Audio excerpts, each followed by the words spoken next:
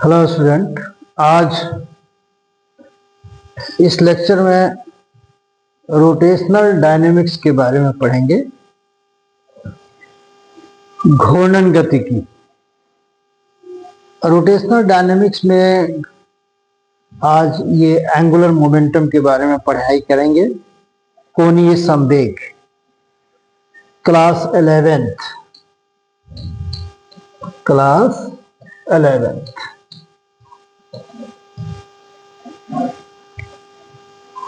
Angular momentum, कोणीय संवेग के बारे में पढ़ेंगे। ये रोटेशनल डायनेमिक्स में आता है। जब कोई भी बॉडी एक एक्सिस के अबाउट रोटेट करता है, जैसे कोई चक्का ले लिया जाए, व्हील ले लिया जाए, वो अपने एक्सिस के अबाउट रोटेट करता है। एक लट्टू ले लिया जाए, वो एक एक्सिस के अबाउट रोटेट करता है। कोई भी रिजिड बॉडी ले लिया जाए, वो एक अक्ष के परितः रोटेट करता है। तो एक तरह से उसका एंगुलर मोमेंटम होता है। एंगुलर मोमेंटम पॉइंट ऑब्जेक्ट के लिए भी होता है। एक्सिस ऑफ रोटेशन से कुछ दूरी पर एक बिंदु वस्तु है और रोटेट कर रहा है, तो उससे पॉइंट मास जो रोटेट कर रहा है उसका मोमेंट ऑफ इनर्शिया इस एक्सिस के अबाउट होता है। एक रिजिड बॉडी जैसे लट्टू ले लिया जाए, रिजिड बॉडी हो गया, उसका मोमेंट ऑफ इनर्शिया निकालना है। एक चक्का है, व्हील है, उसका मोमेंट ऑफ इनर्शिया निकालना है। तो इसमें ये देखें, angular momentum for a point mass is defined as point mass। यहां पर एक पॉइंट मास के लिए कोणीय संवेग परिभाषित होता है। एक बिंदु द्रव्यमान के लिए कोणीय संवेग परिभाषित होता है। Vector L is equal to vector R cross vector P। Vector R जो है पोजीशन वेक्टर है और वेक्टर P लीनियर मोमेंटम है, रेखीय संवेग। तो एक तरह से देखें, ये स्थिति सदिश है और ये रेखीय संवेग सदिश होता है। तो एक पॉइंट के लिए एंगुलर मोमेंटम डिफाइन होता है vector L is equal to vector R cross vector P। इसका फिगर देखते हैं। इसका फिगर, ये एक्सिस हो गया ए बी एक्सिस के अबाउट ये रोटेट कर रहा है। ये पॉइंट मास है, this is the point mass. यहाँ से r डिस्टेंस पर है, पोजीशन वेक्टर r पे है, v वेलोसिटी से रोटेट कर रहा है। तो इसका इसका linear momentum vector p equal to m into vector v होगा, लीनियर मोमेंटम। तो फॉर पॉइंट मास के लिए angular momentum is equal to vector r cross vector mv होगा और p के बदले mv रख दिया गया। यहाँ पर p where vector p equal to mass into velocity है, v equal to velocity of particle है, m is equal to mass of particle है। Angular momentum is equal to vector r cross vector mv। r position vector है और mv velocity है, linear momentum है। तो इस तरह से vector L is equal to vector R cross vector mv प्राप्त होगा। इसका अगर हम क्रॉस प्रोडक्ट निकालें, vector R cross vector mv, R इधर है और वेलोसिटी v इधर है, तो R क्रॉस mv करें तो इसका एंगुलर मोमेंटम इस वेक्टर L का जो डायरेक्शन होगा राइट हैंड थंब की ओर होगा। Vector L is equal to vector R cross vector MB। इसका मैग्नीट्यूड अगर हम ले तो इसका मैग्नीट्यूड यहाँ पर देखिए, इट्स मैग्नीट्यूड, यहाँ पर मैग्नीट्यूड की बात करें, L वेक्टर का magnitude is equal to vector R cross vector MB, यानी L is equal to MV sine theta. तो साइन थीटा का मतलब है कि R और MV के बीच का एंगल है थीटा, तो इसलिए L is equal to MVR sine theta. This is the angular momentum of for a point mass is defined as L is equal to MVR sine theta. अगर theta का value 90 degree ले लिया जाए, ये vector R है और ये MV है, वेक्टर R हो गया, वेक्टर MV हो गया, इसके बीच का angle theta is equal to 90 degree हो गया, तो angular momentum L is equal to MVR। Angular momentum L is equal to क्या मिलेगा, MVR होगा। तो ये हो गया पॉइंट मास के लिए angular momentum vector L is equal to vector R cross vector M। Angular momentum of a rigid body is defined as, ये रिजिड बॉडी है और ये एक्सिस है, ये एक्सिस हम y और y डैश एक्सिस मान लेते हैं, ये रिजिड बॉडी है, इसका एंगुलर वेलोसिटी क्या है, ओमेगा। तो वही लिखा गया, angular momentum of a rigid body is defined as about y और y डैश लिख सकते हैं, about y dash axis, L is equal to I into omega. L is equal to angular momentum is equal to moment of inertia into angular velocity. I equal to क्या है, moment of inertia, moment of inertia of this rigid body, ठीक है। जड़त्व आघूर्ण इसको बोलते हैं, जड़त्व आघूर्ण, किसका जड़त्व आघूर्ण, तो इस रिजिड बॉडी का। ओमेगा क्या है, angular velocity, angular velocity, angular velocity of this rigid body. इसको हम चाहें तो वेक्टर के रूप में भी लिख सकते हैं, यहाँ वेक्टर लगा सकते हैं, यहाँ जैसे vector L is equal to I into vector omega, vector के फॉर्म में भी इसको हम लिख सकते हैं। इस एंगुलर वेलोसिटी का जो डायरेक्शन होगा, उस डायरेक्शन में इस एंगुलर वेलोसिटी, इस एंगुलर मोमेंटम का डायरेक्शन होगा। तो this is the angular momentum for a rigid of a rigid body, L is equal to I into omega.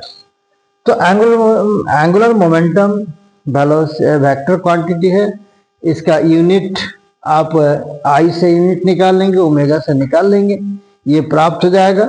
For a point mass के लिए angular momentum MVR sine theta. अब इस पर आगे ये इस फॉर्मूला का उपयोग होगा, एक देखें तो टॉर्क हम लोग पढ़े हैं रोटेशनल डायनेमिक्स में, ये रोटेशनल मैकेनिक्स में, relation between angular momentum and torque. यानी टॉर्क का मतलब होता है बल आघूर्ण, एंगुलर मोमेंटम का मतलब कोणीय संवेग के बीच संबंध, कोणीय संवेग के बीच संबंध क्या होगा, इसके बीच का जो संबंध होगा हम लोग एंगुलर मोमेंटम के फॉर्मूला से निकाल सकते हैं। यानी we know vector L is equal to vector R cross vector MV। R हम जानते हैं पोजीशन वेक्टर है, MV क्या है, लीनियर मोमेंटम है, vector L is equal to. अब इसको क्या करेंगे कि यहाँ पर अगर हम इसको डिफरेंशिएट कर देते हैं, अगर इसको हम डिफरेंशिएट कर दें तो क्या रिलेशन आएगा, differentiating with respect to t we get क्या मिलेगा, dl vector by dt is equal to d vector r cross vector p by dt। तो इसमें क्या करेंगे, इसमें ये हो गया dl वेक्टर बाई dt। अब इसको डिफरेंशिएट करेंगे तो दो तरीके से डिफरेंशिएट कर सकते हैं इसको, dr by dt cross vector p plus vector r cross dp vector by dt। यानी एक तरह से देखें तो एक फॉर्मूला होता है कैलकुलस में y is equal to u into v, तो इसको डिफ्रेंशिएट करेंगे dy by d x is equal to d u into v by d x. तो u को निकालेंगे, v को डिफ्रेंशिएट करेंगे, फिर v को निकालेंगे, u को डिफ्रेंशिएट करेंगे, तो ये रिजल्ट हो जाएगा। यानी सेम इसी पर u इंटू वी फॉर्मूला जो होता है डिफ्रेंशिएशन का, उस पर इसको निकालेंगे। तो पोजीशन वेक्टर को टाइम के रेस्पेक्ट में डिफ्रेंशिएट करते हैं तो वेलोसिटी होता है, और p के बदले आप m वेक्टर भी रख सकते हैं। फिर यहाँ पर क्या लिख सकते हैं, वेक्टर r, और dp यानी rate of change of momentum is called force, this is the force. इसका मतलब है कि इसके बारे में देखा जाए तो ये टॉर्क का फॉर्मूला प्राप्त हो जाता है। टॉर्क का फॉर्मूला क्या होता है, tau vector is equal to vector r cross vector f, torque का फॉर्मूला होता है, दिस इज द टॉर्क। और ये इस तरह से देखें तो टॉर्क हो गया, ठीक है ना। अगर एक सिस्टम ऑफ पार्टिकल्स के लिए हम लोग एंगुलर मोमेंटम निकालें तो ये this is the net torque की बात हो जाएगी।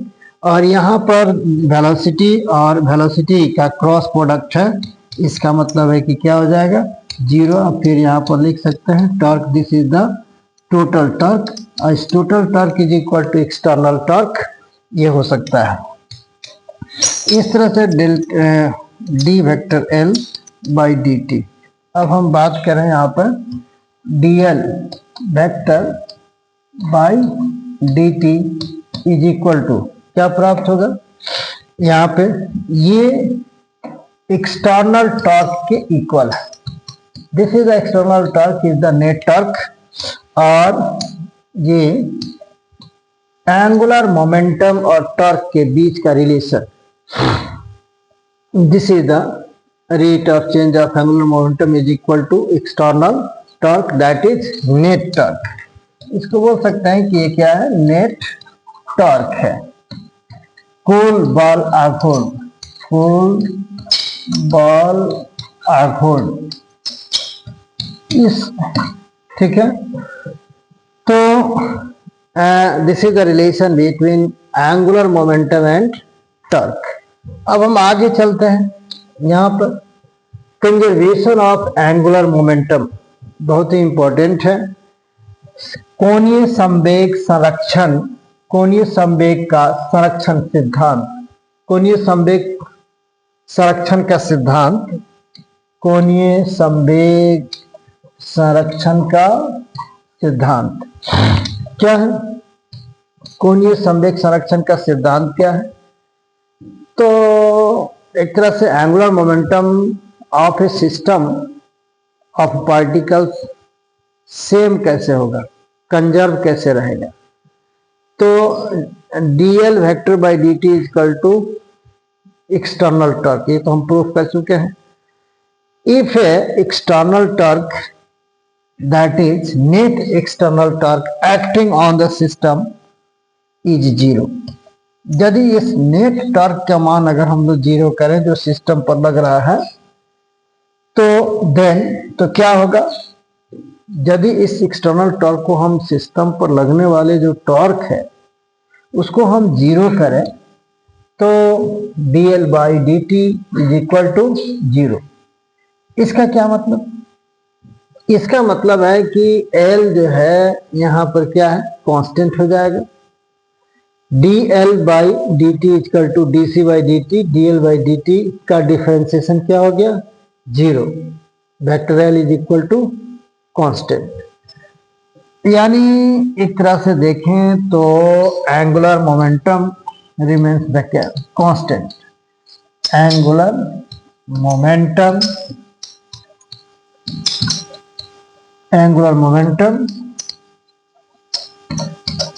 Remains constant. यानी ये बात है। अब इसको हम डिफरेंशिएट करेंगे, अगर डीएल बाई डी टी करेंगे तो इसको 0 होना ही है। इससे ये पता चलता है कि एंगुलर मोमेंटम इनिशियल हो या एंगुलर मोमेंटम फाइनल हो, वो क्या रहेगा, सेम रहेगा। That is initial angular momentum is equal to final angular momentum.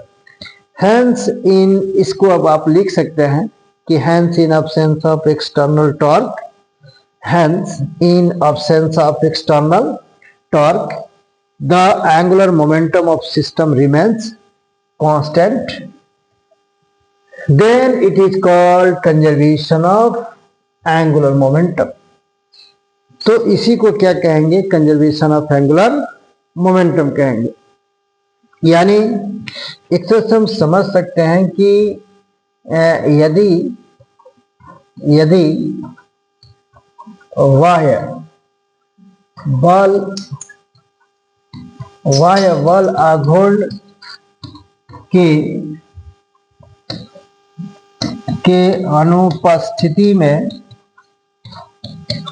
अनुपस्थिति में यदि बाह्य बल आघूर्ण की अनुपस्थिति में संकाय का बल आघूर्ण संकाय का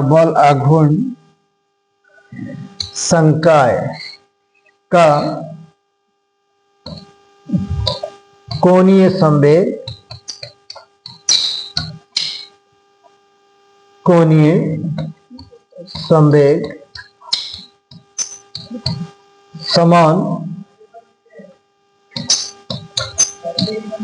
समान पाया जाता है तो समान होता है, पाया नहीं जाता, समान होता है, लिख सकते हैं, समान पाया जाता है तो इसे कोणीय संवेग संरक्षण का सिद्धांत कहा जाता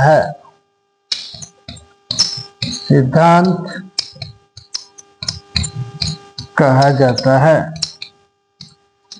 ये मतलब है। यानी बाह्य बल आघूर्ण की अनुपस्थिति में, यानी उसका मान क्या होना चाहिए, 0 होना चाहिए, तो संकाय का कोणीय संवेग समान पाया जाता है, तो इसे कोणीय संवेग संरक्षण का सिद्धांत कहा जाता है। तो इस तरह से हम लोग यहाँ पर initial angular momentum is equal to final angular momentum, this is the conservation of angular momentum in the absence of external torque, that is the net external torque. इस पर एक एग्जाम्पल देखते हैं, कि कंजर्वेशन ऑफ एंगुलर मोमेंटम कैसे लागू करते हैं, कैसे लागू कर रहे हैं। कंजर्वेशन ऑफ एंगुलर मोमेंटम कैसे लागू करते हैं, मोमेंटम। यहां पर अगर हम देखें तो क्वेश्चन क्या है, ये आप एक एक्सिस देख रहे हैं, ये एक व्हील है, यानी एक तरह से व्हील है। व्हील का मतलब क्या है, चक्का, और ये ऐसे ऐसे रोटेट कर रहा है एंगुलर वेलोसिटी ओमेगा से। ये पहला व्हील है, लेकिन यहां पर जो सेकंड व्हील है, सेकंड व्हील ये रेस्ट में है। इसका मतलब है कि इसका एंगुलर वेलोसिटी क्या है, 0। ये रेस्ट में है, यहां पर रखा गया है ऐसे, और ये रोटेट कर रहा है वर्टिकली, ऐसे रखा गया, ऐसे वर्टिकली रोटेट, हॉरिजॉन्टली रोटेट कर रहा है। ऐसे, और एक ठो व्हील को यहाँ पर रेस्ट में रखा गया, ये रोटेट कर रहा है, तो उस समय एंगुलर वेलोसिटी क्या है, ओमेगा है। तो इसका moment of inertia, initial angular velocity, initial angular momentum इसका निकाल लेंगे। इसका मोमेंट ऑफ इनर्शिया दिया नहीं है, मान लेते हैं कि इसका मोमेंट ऑफ इनर्शिया क्या है, आई है। अगला क्वेश्चन क्या कहता है कि यदि ये व्हील तो ऑलरेडी एंगुलर वेलोसिटी ओमेगा से रोटेट कर रहा है, अगर ये यहां से फॉल कराया जाए, इस पर से यहां से छोड़ा जाए और आके इस पर गिर जाए, गिर के दोनों कंबाइंड होकर रोटेट करे, ये सिचुएशन यहां पर बना हुआ है कि ये ऊपर से आकर गिरा और इसके साथ कंबाइंड होकर एक कॉमन एंगुलर वेलोसिटी से रोटेट कर रहा है, omega dash common angular velocity से रोटेट कर रहा है। तो ये कॉमन एंगुलर वेलोसिटी कितना होगा, कॉमन एंगुलर वेलोसिटी कितना होगा, दोनों साथ साथ रोटेट कर रहा है। सेम ये व्हील है, जो चक्का यहाँ पर रोटेट कर रहा है उसी तरह का ये भी चक्का है, सेम चक्का है। जब आकर इसमें क्या होगा कि जब साथ में कंबाइंड हो जाएगा तो एक कॉमन एंगुलर वेलोसिटी से क्या करेगा, रोटेट करेगा, और उस कॉमन एंगुलर वेलोसिटी का वैल्यू ओमेगा डैश माना गया है। तो इसका कॉमन एंगुलर वेलोसिटी क्या होगा, तो इसका इनिशियल एंगुलर मोमेंटम और इसका फाइनल एंगुलर मोमेंटम निकाल लेते हैं। इनिशियल एंगुलर मोमेंटम, तो एल इनिशियल इसका is equal to I into omega. I इसका अपना एंगुलर मोमेंटम है, moment of inertia, I is the moment of inertia. इसका दिया नहीं है बट मान लिया गया। यहाँ पर लिख सकते हैं कि let I is equal to moment of inertia first wheel, moment of inertia first wheel. फिर इसका final angular momentum of both wheel is equal to, इसका मोमेंट ऑफ इनर्शिया आई है, सेम व्हील है, इसका मोमेंट ऑफ इनर्शिया फिर आई है, तो दोनों मोमेंट ऑफ इनर्शिया क्या हो जाएगा, आई प्लस आई 2i, और आई इंटू ओमेगा, इसका क्या हो जाएगा ओमेगा डैश। ये फाइनल एंगुलर मोमेंटम है, ये इनिशियल एंगुलर मोमेंटम है। Final angular momentum initial by, अब यहां पर क्या लिखेंगे कि बाई कंजर्वेशन ऑफ, बाई यहां पर कोई टॉर्क नहीं लग रहा है, एक्सटर्नल कोई टॉर्क नहीं, एब्सेंट है, तो यहां लिख सकते हैं कि by conservation of angular momentum, by conservation of angular momentum क्या होगा, initial angular momentum is equal to final angular momentum. तो इनिशियल एंगुलर मोमेंटम क्या है यहाँ पर, I into omega is equal to 2i omega dash. तो omega dash is equal to I into omega by 2i। इसका मतलब यहाँ पर क्या होगा, आई से आई कट जाएगा, फिर क्या होगा यहाँ पर